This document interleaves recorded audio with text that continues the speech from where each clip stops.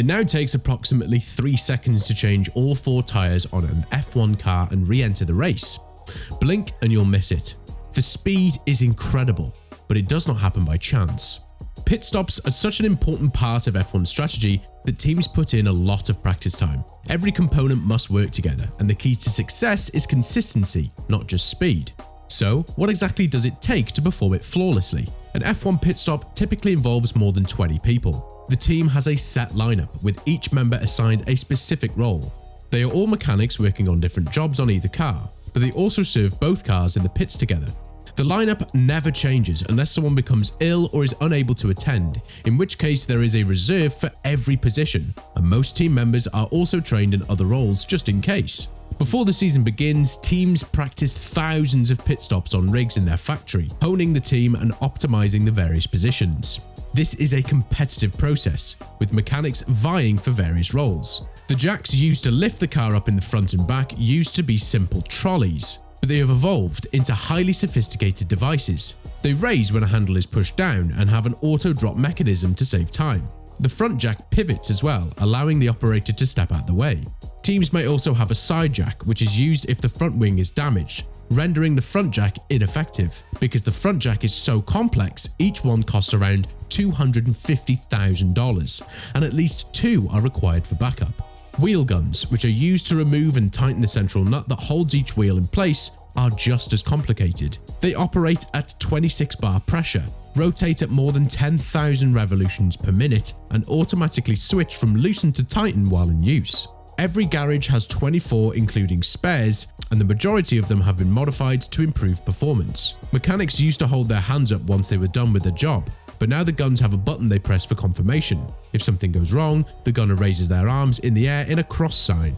The car may require more than just new tyres at times. Teams frequently clear debris from the side pods, more so at some tracks than others, to ensure air has a clear path to the radiator for cooling.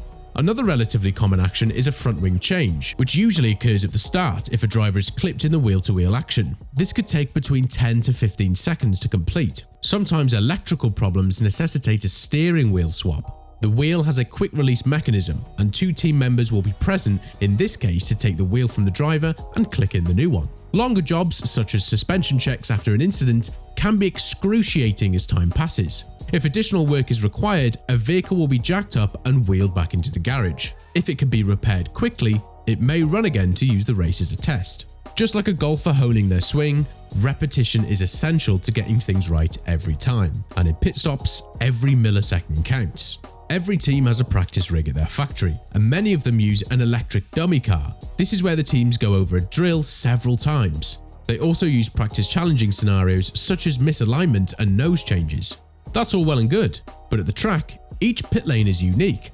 It could be slanted, have distracting marks or drains, or could be closer or farther away from the pit gantry. These may appear to be minor details, but they can have a significant impact. Teams practice every day of a race weekend, including race day morning, to become accustomed to these distinct differences.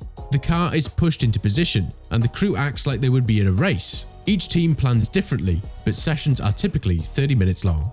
During official practice sessions, teams also conduct live practices with cars approaching at full speed. This allows the driver to fine-tune their stopping procedure while also providing the team with a more realistic test. To stay fit for the job, mechanics put in a lot of physical training. They must both be strong and agile, as the wheel gun torque twists the arms and shoulders, and the wheels weigh more than 10 kilograms. Most teams run fitness programs to improve core stability and strength, which helps to maximize performance while also lowering the risk of injury. Video analysis is used to optimize specific movements, and for positions that require more strength, such as the tire lifter, there's more upper body training to help bulk up.